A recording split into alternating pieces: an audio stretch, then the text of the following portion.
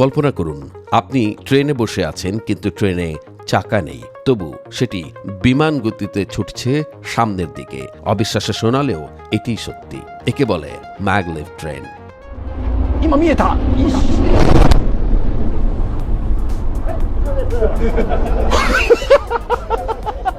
প্রযুক্তির এই বিস্ময় বদলে দিচ্ছে গণপরিবহনের ধারণা।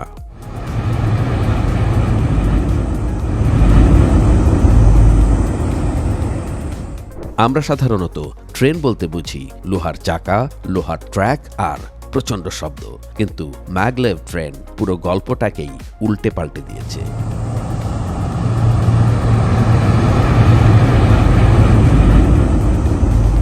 ম্যাগলেভ মানে ম্যাগনেটিক লেভিটেশন, অর্থাৎ চৌম্বক বলের সাহায্যে ট্রেনটি কয়েক সেন্টিমিটার উপরে ভেসে থাকে রেলের লাইনের উপর। তাই ট্রেন আর ট্র্যাকের মধ্যে কোনো ঘর্ষণ হয় না, ফলে কম শক্তিতে অনেক বেশি গতিতে ছুটতে পারে এই ট্রেন। চীনের সাংহাই ম্যাগলেভ ট্রেন প্রতিদিন হাজার হাজার মানুষ নিয়ে ছুটে চলে প্রায় ৩০০ কিলোমিটার গতিতে।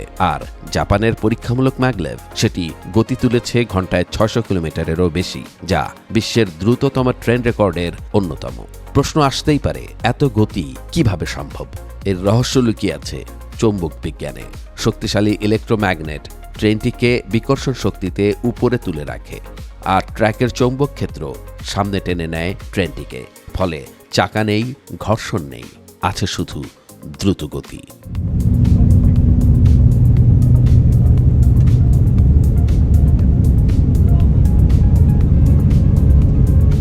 এই প্রযুক্তির গল্প কিন্তু নতুন নয়। ১৯৬০-এর দশক থেকে জাপান, জার্মানি আর পরবর্তীতে চীন এই নিয়ে গবেষণা চালিয়ে আসছে। দীর্ঘ গবেষণার ফলেই ২০০৪ সালে বাণিজ্যিকভাবে শুরু হয় সাংহাই ম্যাগলেভ ট্রেন সেবা, যা আজও বিশ্বে আলোচিত। তবে গল্পের আরও একটি দিকও আছে। এই প্রযুক্তি যতই আকর্ষণীয় হোক, অবকাঠামোগত খরচ আকাশ ছোঁয়া।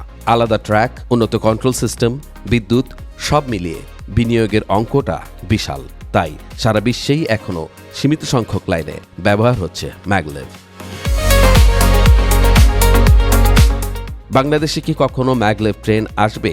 বাস্তবতা হলো, এখন পর্যন্ত কোনো সরকারি পরিকল্পনা নেই। অবকাঠামো, অর্থায়ন ও রক্ষণাবেক্ষণের বিষয়গুলো বিবেচনায় নিলে নিকট ভবিষ্যতে এই প্রযুক্তি বাস্তবায়ন করা কঠিন।